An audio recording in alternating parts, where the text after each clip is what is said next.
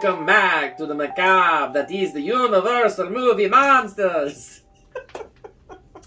In this episode, we will be looking at the Boris Karloff lead. Yes, that's right, I said Boris Karloff again, and he's going to be as the Mummy. It's actually kind of funny that before Frankenstein, Karloff was virtually unknown in the world of like movies and everything like that. But with the success of that movie, released just 1 year prior to this, that was 31, this is 32. Yep. The advertisement that they used for Mummy was simply Karloff. Yep. The Mummy. The Mummy. Which, I mean, that's got to say something that he went from being completely unknown to being a last name. Like, he is synonymous with Universal Monsters. I mean, when you think back to like the classic movie monsters, there are like a few names that jump out. Bela Lugosi, Boris Karloff, Lon Chaney. Yep. Those are the ones that step out the most out above everyone else. Absolutely, those three, especially Lon Chaney, as we mentioned in one of our horror trivias recently. Lon Chaney has played 4 of the Universal Monsters. So, I mean, Lon Chaney Jr. Lon Chaney Jr. We need to make sure that that's Lon Chaney, his father, actually did do horror, and he is most famously known in the horror world for playing the Phantom in Phantom of the Opera. Yeah, exactly. So, I mean, there's some names that are synonymous with Universal Monsters. Boris Karloff is definitely one of them. Mm-hmm. This will probably be a shorter video for us because this movie is only 74 minutes long. That is a very short film. It sure is. But, I mean, back in the early days of films, they didn't have the patience to sit in theaters for a long period of time. Right. So, and and on top of that, horror itself was like hard to process. Horror was very hard to process, and that's what I was just going to say, is that a movie, even at 74 minutes, was a lot of shocking things that people didn't really see. It doesn't seem shocking to us at all, especially to me and Hallie, who are very completely and utterly desensitized to the horror. Exactly.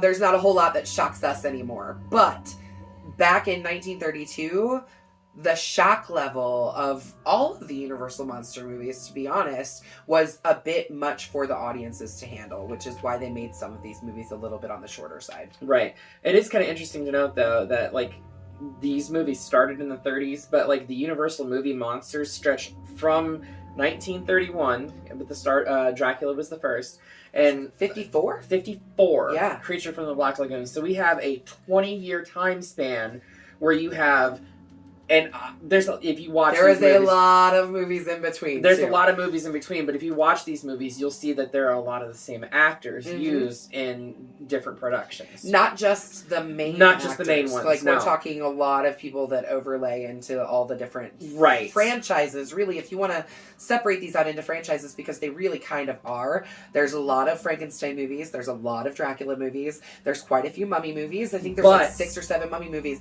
This is the only one that is about the mummy Imhotep. Yep. The rest of them are about a completely different mummy altogether. So, let's go ahead and let's unwrap the High Priest Imhotep and get into the decomposing of the mummy. Imhotep, huh? Where's Brendan Fraser when you need him? Oh, I hate mummies. Oh, well, I guess we're on our own for this one. Yeah, I guess so. In 1921, an archaeological expedition led by Sir Joseph Whemple finds the mummy of an ancient Egyptian high priest named Imhotep. An inspection of the mummy by Whemple's friend Dr. Muller reveals that the mummy's viscera were not removed. And from the signs of struggling, Muller deduces that although Imhotep had been wrapped like a traditional mummy, he had been buried alive. For those of you that don't know, the viscera that we're referring to in this are his bodily organs. In the Egyptian practice for mummification, they would remove all the bodily organs, put them in alabaster jars, and send the person onto the afterlife. This was not done with him. He was very much buried alive, wrapped alive, and the resurrection scrolls were actually chiseled off of the inside of his sarcophagus, so that he was damned not only in this life, but the afterlife as well. Also buried with Imhotep in a casket is a curse, or there's a casket with a curse on it. Despite Mueller's warning, Sir Joseph's assistant, Ralph Norton, stupid idiot. It's always a person named Ralph that's an idiot. You know? Have you ever noticed that? Why don't you go ahead and wreck it, Ralph? Sorry. I was actually thinking of the honeymooners. But yeah. He opens up the damn thing and finds an ancient life-giving scroll that's actually printed on some type of... it's supposed to be a papyrus. Yep. But I'm sorry. This is a mummy that's been buried in the earth for thousands of years. Yeah. That papyrus would be dust. Yes, it would be. But it's known as... the Scroll of Thoth. Yeah. Or Thoth. Yeah. So, like an idiot, he goes ahead and translates said scroll. And what have we learned from translating shit? Don't do it. Don't read from ancient things, because it's only going to lead you to bad things like, I don't know, deadites, mummies coming back to life. Plenty of other things happen when we read from ancient scrolls. Yeah, that's exactly right. Anyways, he translates the scroll and reads the words out loud. Partially translates the scroll. And reads the words out loud, causing Imhotep to rise from the dead. This kind of snaps Norton's mind, and he starts laughing hysterically as Imhotep shuffles off with the scroll. And Norton is said to later die laughing. He went crazy laughing, and he died laughing. You know, it's a shame to, not so much with Norton, because he kind of deserved what he got, but the makeup effects for this scene, they spent, I think it was stated that Karloff spent 8 hours in the makeup chair applying the prosthetics and whatever else that they did to him at the time. Literally, they only did his arms and his face. Like, they really didn't have to do his whole body because it was covered in strips of cloth and different things. I mean, obviously, they had to do other parts of his body, too. But here's the downside to that, though. If you look closely at it, there's only one scene where you actually see Karloff under the makeup, and that's only when Imhotep opens his eyes. We don't see his face when he's shuffling off. We don't even see his hands when he's shuffling off. Nope. Really, we see his hands as they kind of shift down when he's coming alive. But every other close-up of the mummy's face, of Imhotep's face, it's a wooden structure underneath falsified makeup. Right. And you can very clearly see it because the nostrils are clogged. Right. On the mummy. It's just a shame. I think that there should have been a better shot with like the full makeup effect on it, because I think it would have been... I know now I would appreciate seeing those shots. Absolutely. It would be nice to see better quality shots of the makeup that was done, because I know it was extensive, and you know that they spent a lot of time. We do get another really cool shot towards the end of the film with the makeup and kind of like this reverse makeup thing that happens, which was revolutionary for its time. And you know, us being very much into practical effects and the special effects that happen with films, it would have been nice to see that a little bit more. Definitely. 10 years later, Imhotep has assimilated into modern society, taking on the identity of an eccentric Egyptian historian named Ardeth Bey, which actually is an acronym. Is it? Well, not an acronym. It's an anagram. Okay. Anagram of Death by Ra. Oh, well, that makes sense. Death by Ra. Okay. I see that now. He calls upon Sir Joseph's son, Frank, and Professor Pearson, and shows them where to dig to find the tomb of the Princess Anaxinamun. After locating the tomb, the archaeologists present its treasures to the Cairo Museum, after which Ardeth Bey disappears. Bey soon encounters Helen Grosvenor, a half-Egyptian woman bearing a striking resemblance to the princess, who stays with Mueller. Bey falls in love with her, but so does Frank. After it is discovered that Bey is the mummy Imhotep, Mueller urges Joseph to burn the scroll of Thoth. But when Joseph tries to do so, Bey uses his magical powers to kill him and then hypnotizes a Nubian to be his slave and bring the scroll to him. I have to point out the glaring problem with these Oh, Nubians. Hollywood. Oh, Hollywood. You Especially, used to be so funny. especially vintage Hollywood. It is very clear that these Nubians are Caucasian people. They just white folk painted black. that are definitely painted with a dark bronzy color of paint. It's very closely. It's almost blackface. It's almost blackface. May as well be really.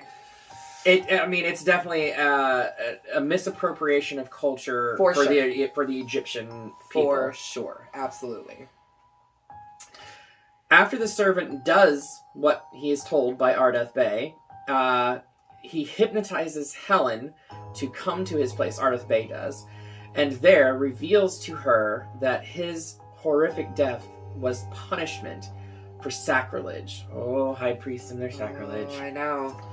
As he attempted to resurrect his forbidden lover, Princess Anaxenamon. So, believing her to be the princess reincarnate, he attempts to make her an immortal bride by killing, mummifying, and resurrecting her. Frank and Mueller come to her rescue, but are immobilized by Bey's magical powers.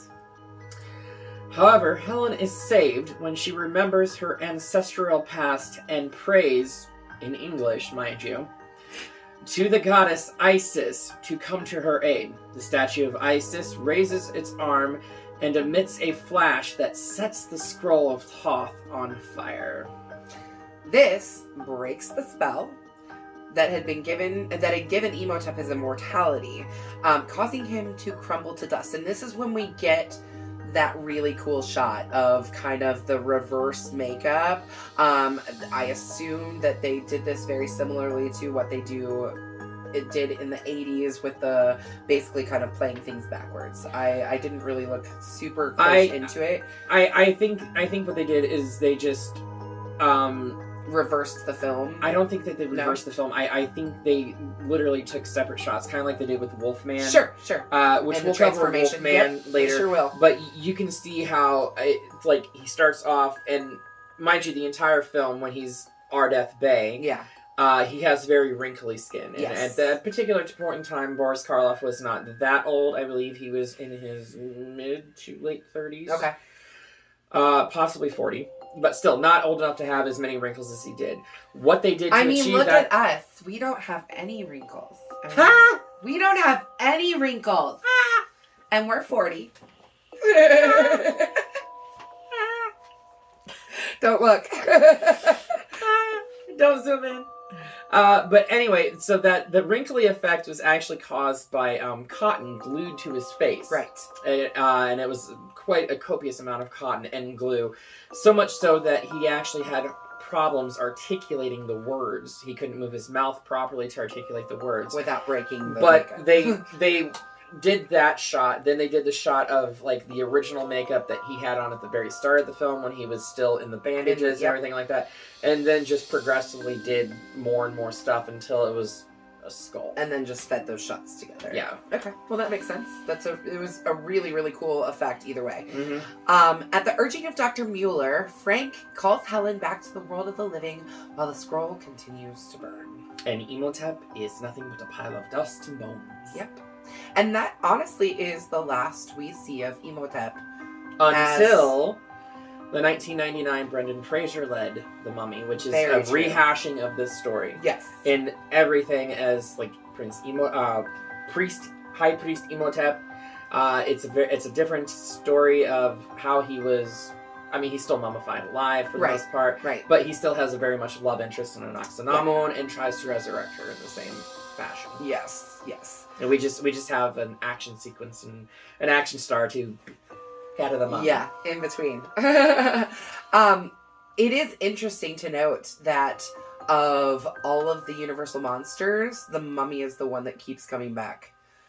Like Dracula will always come back. There will always be a Dracula for forever and ever. And yes, we have seen resurgences of the Invisible Man. We've seen, Frankenstein. Actually, we haven't seen Frankenstein in more recent times. I think the last film that actually featured Frankenstein's monster. I may be wrong about this. Let me know in the comments if I am. I want to say Victor Frankenstein. Okay. From 2011. Yeah. Starring James McAvoy and Daniel Radcliffe. Yeah. Okay.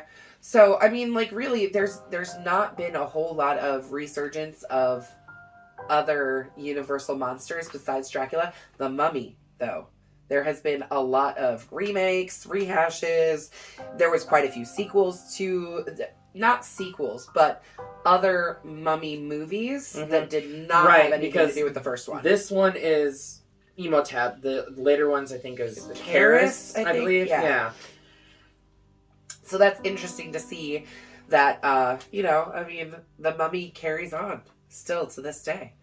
I think it's funny that Imhotep is very loosely based off of a real-life Egyptian, but of the name Imhotep. He was not a priest, though. He was the architect that is responsible for the pyramids of Giza.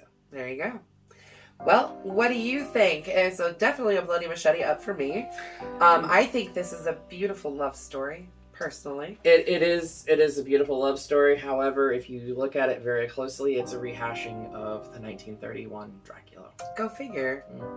I do give it a Bloody Machete up just because it is very endearing. Boris Karloff is always going to be a maestro of macabre. Absolutely. With his... And from what I understand, he actually enjoyed the long makeup process. Really? He was a glutton for it. Huh. That's awesome. So it's very interesting that he chose to do all these different roles that covered his face, but apparently he enjoyed it so much. Yeah, well, but you know what? Even though his face was covered, Boris Karloff has such an iconic look that you know it's him underneath the makeup. And I think that's voice. what's such the voice is the deep voice that Karloff has just resonates through time and space. For sure. Yes, 2 Bloody Machetes up from us. And I believe the next Universal movie monster we're going to be taking on is the Invisible Man. The Invisible Man, yes. Claude Rains. Yes. The Invisible Man. Claude Rains. I cannot wait to get into this one. The technology that they had at the time to actually make an Invisible Man is just mind-bogglingly good. Absolutely. For the time, it is definitely a modern marvel for filmmaking, for sure. So, we will see you next time that we talk Universal Monsters with the Invisible Man. Until then, be sure to slash that subscribe button, stab the like button, and ring-a-ling that grave bell so you don't get buried alive and stay up to date on all of our greatest videos. And until then, we will see you in the afterlife.